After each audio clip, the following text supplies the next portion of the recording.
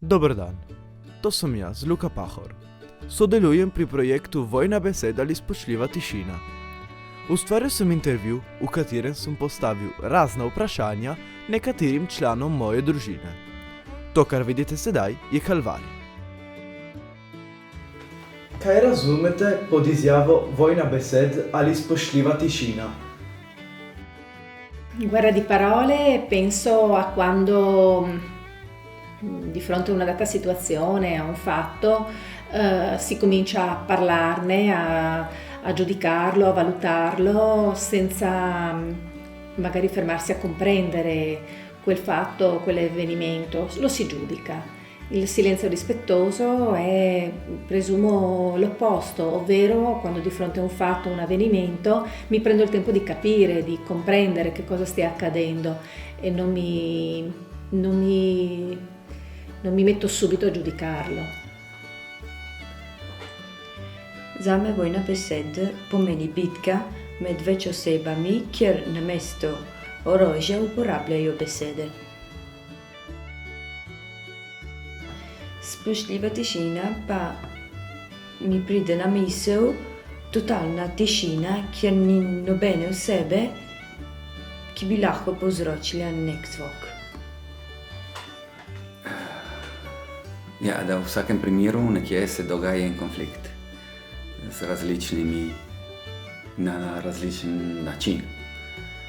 Ali s prerekanjem, to je vojna besed, ali pa tako, da poslušaš drugega. Ali zato, ker ga hočeš poslušati, ali pa samo zato, ker si spoštljiv in če tudi se ne strinjaš in te ne zanima, kaj on pravi, ampak si spoštljiv in si tiho. Che senso credete abbia studiare la storia? Che senso abbia studiare la storia? Beh, credo che sia una cosa importante, in quanto la storia è fatta, è piena di fatti, di avvenimenti che ci servono per fare delle scelte più giuste, più utili, per non cadere negli errori del passato e poi per continuare a progredire, per continuare a innovare.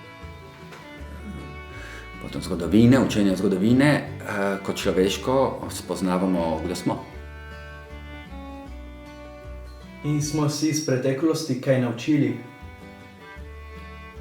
Mislim, da ja. Potem, če apliciramo to, kar smo se naučili, to pa je drugo. Quindi abbiamo capito qualcosa dalla storia? Beh, spero, mi auguro di sì.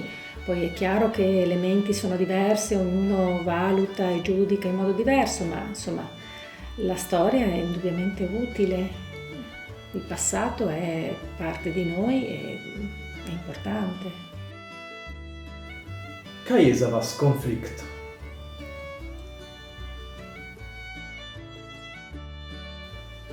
Nel senso un conflitto tra due persone? Il conflitto è quando appunto non c'è accordo, non c'è intesa, quando le persone non arrivano a comprendersi o ad accettarsi e quindi entrano in conflitto e ne consegue appunto un disaccordo, un malumore e così via. Konflikt, ja, ko sem rekel, ko sta dve stranki ali pa več strank, ki se srečajo in se ne strinjajo na ničem, se ne usklajajo dobro. In v resnici konflikt je lahko tudi ima sama ena oseba in potem ga lahko reši dobro. Potem konflikt se lahko spremeni v vojno. V vojno besed, kot je bilo prej specificirano, ali pa v fizično vojno.